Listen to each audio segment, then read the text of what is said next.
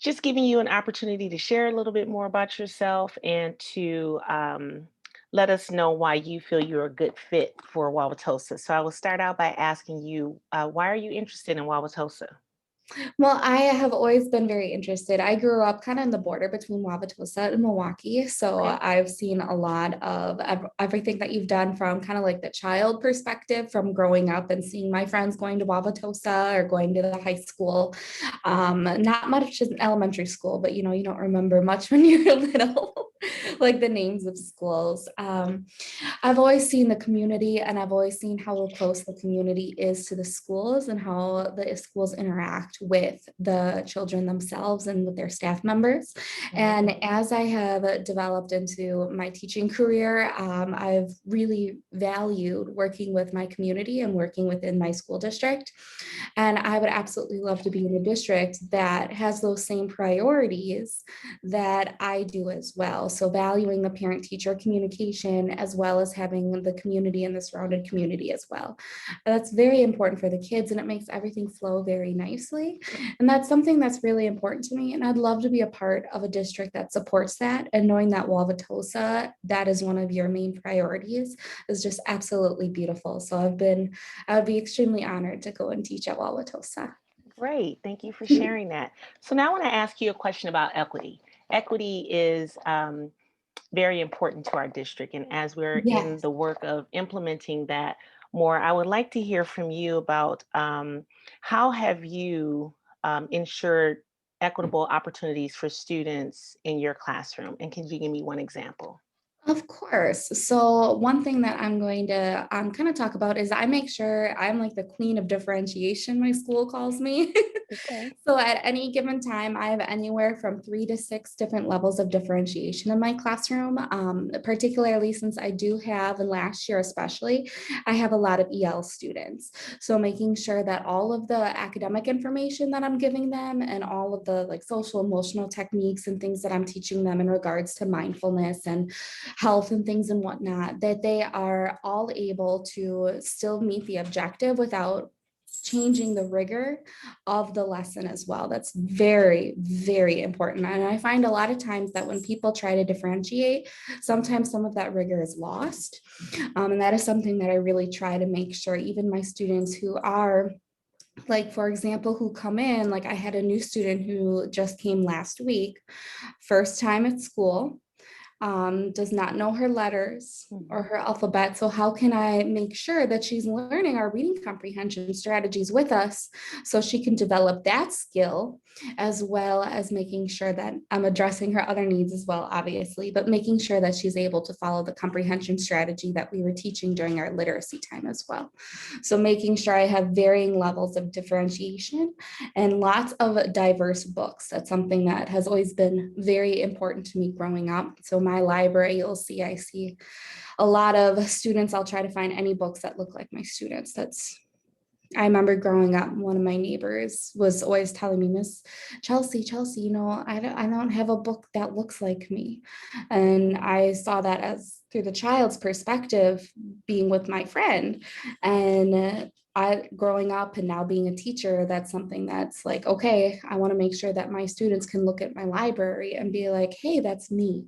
And I know it's a simple thing, and I know a lot of people talk about it, but in particular, that's something that I've always made sure to address, like in my anchor charts and lessons and things and whatnot as well, making sure that everyone's included. I think that's, and of course, I like to include pictures with like children with kind of obvious disabilities, I guess you could say. Mhm. So, like a student in a wheelchair. So, like our current anchor chart about predictions, we have a student in a wheelchair, and then the thought bubbles coming up and say, I predict that.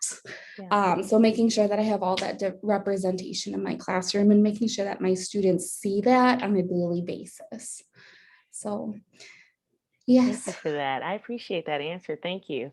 And now I You're want to ask welcome. you a question about your instructional delivery. So you kind of touched on this a little bit, but what instructional practices do you utilize to challenge your high achieving students, as well as supporting those who struggle or that are reluctant learners in your classroom? Yes, so I do use a lot of whole brain teaching. Oh, the sun just went through a big cloud. I'm sorry. You're fine. um, I do use a lot of whole brain thinking in my classroom as well as TPR, total physical response. So up in my classroom, you will see us up, moving around, doing different things with our bodies, making sure we're engaging the whole mind and the whole body as well. Mhm. You will also see that I do a lot of like challenge questions with my kids. So we'll have like challenge time. And I usually try to provide it more as an option. And during this challenge time, I will work more one-on-one with my students who are struggling. So for example, today, actually, we're learning about measurement. And one of the standards for first grade is learning how to measure with non-standard units of measurement. So we are measuring like, there was a pencil with little like snap cubes. How long is this pencil? And I said, okay, now we're going to have a challenge time. So here's a pencil, a completely different one. And I made sure it's a much different length. Mhm. The picture is like giant. And I showed one cube, only one, not, we didn't connect all of them. We just had one. I said, now can you use your mind? I want you to use your visualization strategy. Can you try to guess how many cubes this pencil would be? And while my students were trying to figure that out, I was able to work with my students who are struggling a little bit and Mhm. kind of provide that one-on-one time while my other students were thinking about that challenge problem. So my like quick example because I know I only have 10 minutes. So No, I that do other small groups and things and whatnot, and different centers and things like that. But I just wanted to give you kind of an example from today. no, thank you very much. And can you talk a little bit about your strengths and some areas that you would like to grow in? Of course. So I'm going to start with the area that I want to grow in, because I actually I consider myself a teacher nerd. I am someone who will always be like, oh, I need help with this. I'm going to the library. I'm going to go ask my instructional coach. I'm going to go do research on my own. So, I mean, back next to me, you can see my books that I have with the good old Love and Logic and other fun adventures and things. So, um, I absolutely love learning, and I do want to get my master's in reading to make sure that I'm being able the best teacher that I can be for my students. And reading is such a foundational skill that brings and loops everything together. So making sure that I'm very strong in my reading instruction. Mhm. And I do consider myself pretty strong right now. That would be one of my strengths. But being a reflective practitioner, you always want to make sure, how can I be better with this? How can I make sure that I'm helping my students, my EL students, my students with learning disabilities, my students who are, like you said, a little more reluctant to read, that don't want to read? How can I help them still achieve and develop those skills, respecting their personas, but still developing their skills? So that is something that I'm always striving to look for and go towards. Reading is definitely my favorite thing to teach. But I'm a little biased towards reading, so I apologize. It's my favorite subject. Every day after I teach reading, it's like a little high. I love it. So yes, that's one of my things. Also, I'm very positive and outgoing. That's something that I consider one of my strengths as well. I like to try and support my staff members as much that I can, especially supporting like the newer teachers. Like we have a first year teacher on staff right now that I've been checking in and doing informal check-ins with them and making sure that they're doing okay as well. Good, thank you. Did you have any areas for growth? I still would love looking for all of the different strategies for teaching reading, especially teaching reading to EL students. Mhm. That's something that I'm looking more towards. That book back there I actually have. Is we actually heard her come and speak over spring break. Whoops. I actually just started this, which is developing language within my Okay. class. So it's by Sarah Otto, and it was actually really cool because she came in for a couple of sessions with us. So that is something that I want to work towards as well. I do want to get my master's, and I still want to keep continuing to grow and help my students, and especially my EL students, making sure that they're getting all the support that I can give them and more. Thank you very much. And then before we end our session together, did you have any specific questions that I can answer for you or take to back to the district? So many, so many. But what is your favorite part about teaching in Wauwatosa? Oh, wow. The The admin staff is very, very supportive. Understands, we haven't forgotten what it's like to be in the classroom.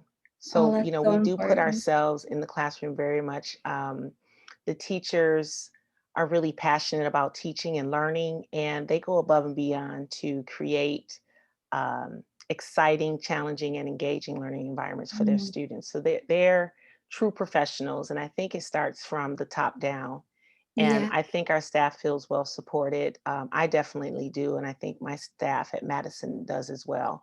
And wonderful. I love the diversity and the focus on equity, and just for just making sure that that Wauwatosa is a welcoming environment for all students and all families. That Yes. really is important to me, and you can see it in the work and focus that they have. That's beautiful. That's exactly where I would love to be, is something like that.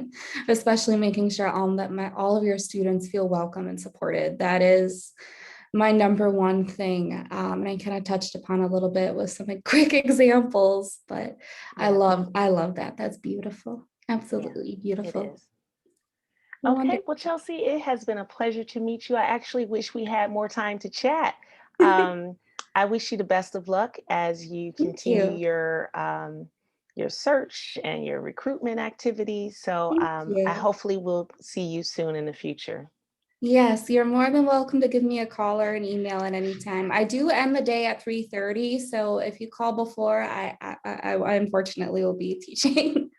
So, As you should. That's awesome. yeah, Thank you so much for your time. Enjoy the rest of your evening.